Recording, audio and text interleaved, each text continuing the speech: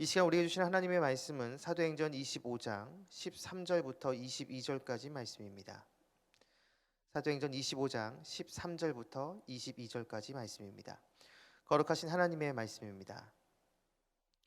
수일 후에 아그리빠 왕과 버니게가 베스도에게 문안하러 가이사랴에 와서 여러 날을 있더니 베스도가 바울의 일로 왕에게 고하여 이르되 벨릭스가 한 사람을 구류하여 두었는데 내가 예루살렘에 있을 때에 유대인의 대제사장들과 장로들이 그를 고소하여 정죄하기를 청하기에 내가 대답하되 무릇 피고가 원고들 앞에서 고소 사건에 대하여 변명할 기회가 있기 전에 내주는 것은 로마 사람의 법이 아니라 하였노라.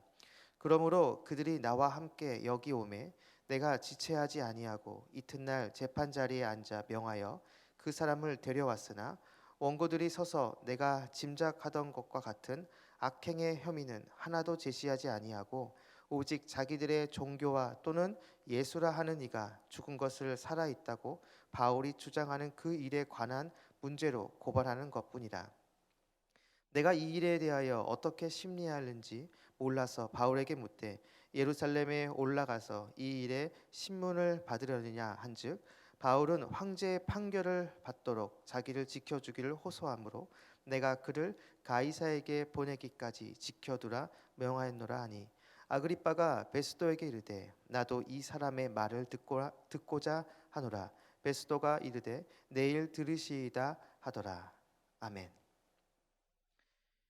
하나님의 은혜는 차별이 없습니다. 설사 예수님을 믿지 않는 사람이라 할지라도 그 사람에게 주시는 하나님의 은혜는 차등이 없습니다.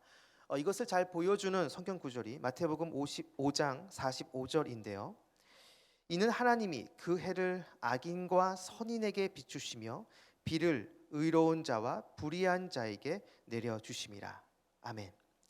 악인이라 할지라도 주님께서 주시는 기본적인 은혜가 있다라는 것입니다. 그런데 문제는 이러한 은혜를 은혜로 인식하지 못하는 데 있습니다.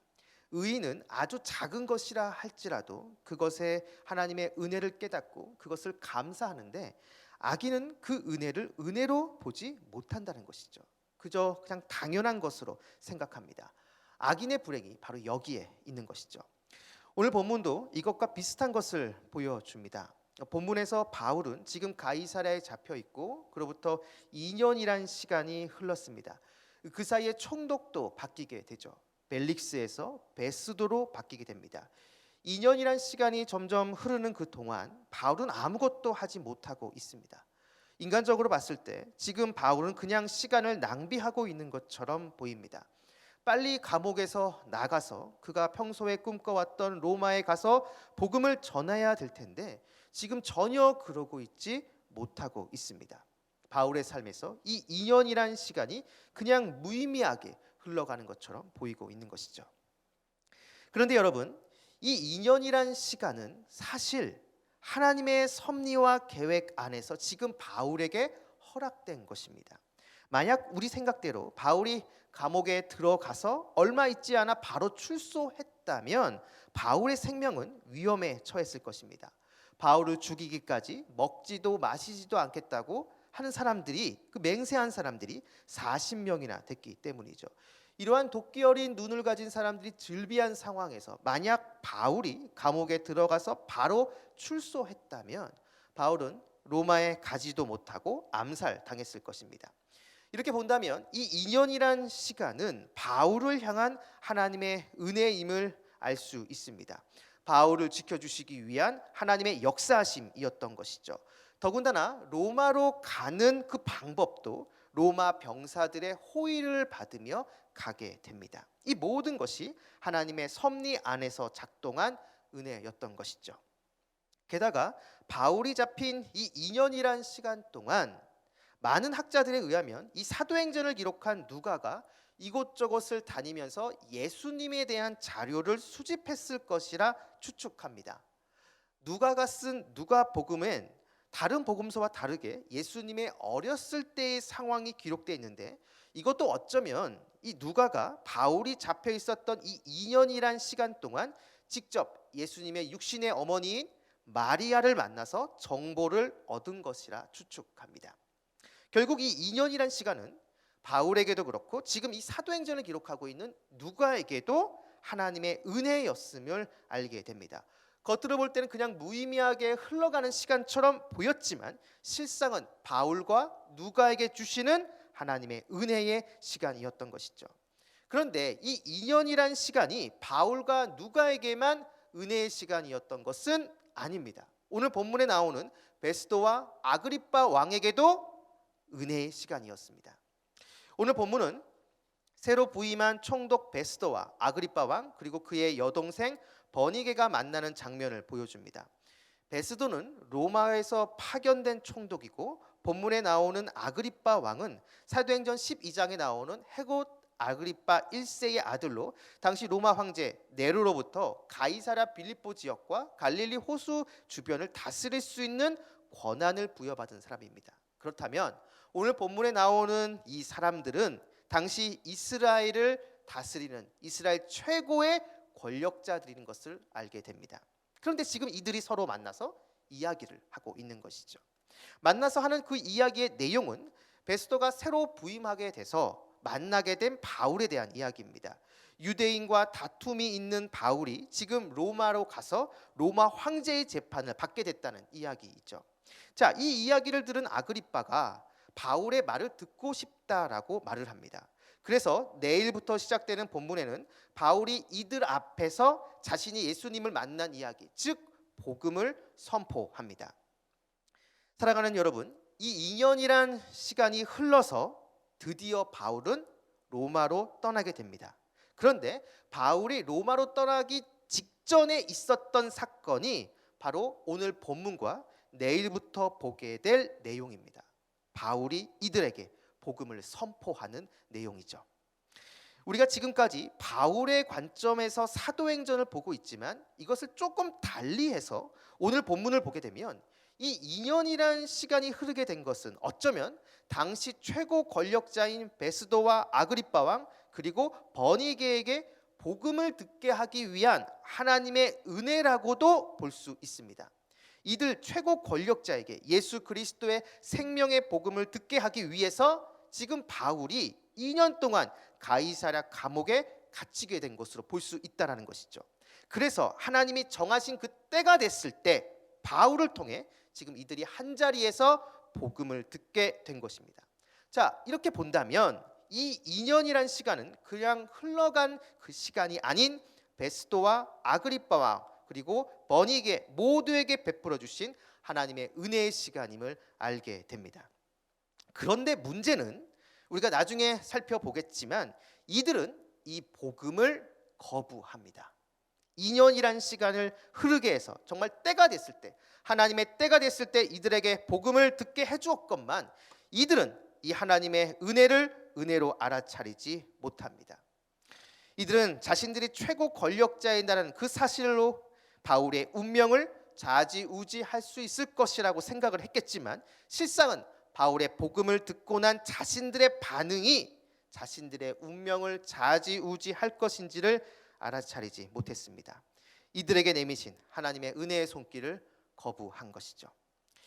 2년이란 시간, 그 시간이 바울과 누가에게는 하나님의 은혜로 작동된 반면 베스도와 아그리빠 왕에게는 그냥 평범하게 흘러간 시간이 됐습니다.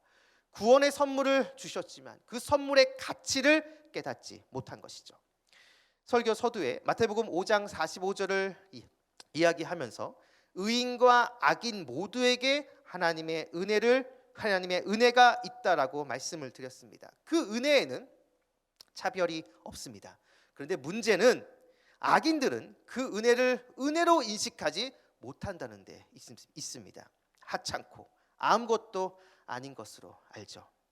그런데 여러분, 성도 중에서도 이러한 실수를 범할 수 있습니다.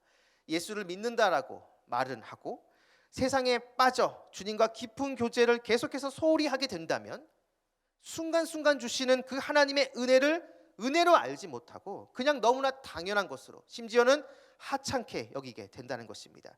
그냥 당연한 것으로 알고 그 안에 점점점 감사가 사라지죠. 대신 그 안에 원망과 불평이 자리 잡게 됩니다. 그러면서 주님이 드러나지 않고 주님이 보이지 않고 점점 나 자신이 보이게 되는 것이죠. 하나님의 은혜를 은혜로 보지 못하는 베스도와 아그리빠 왕처럼 되는 것입니다. 사랑하는 말씀상 공동체 성락 성결교회 성도 여러분, 바울에게 이 2년이란 시간은, 이 시간이 은혜의 시간이 될 수 있었던 것은 바울은 어떤 상황에서도 신실하신 주님을 끝까지 바라봤기 때문입니다.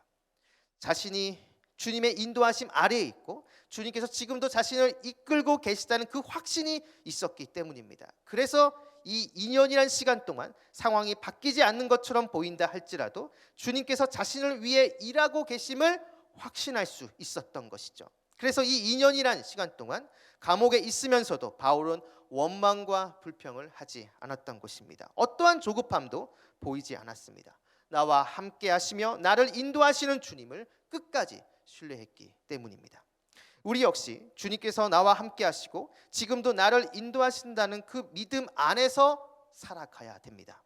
주변 환경이나 그 상황에 따라 일비하는 것이 아닌 신실하신 주님께서 나를 인도하신다는 그 확실한 믿음 안에 우리는 서 있어야 됩니다. 그 주님의 끝까지 바라봐야 된다는 것이죠.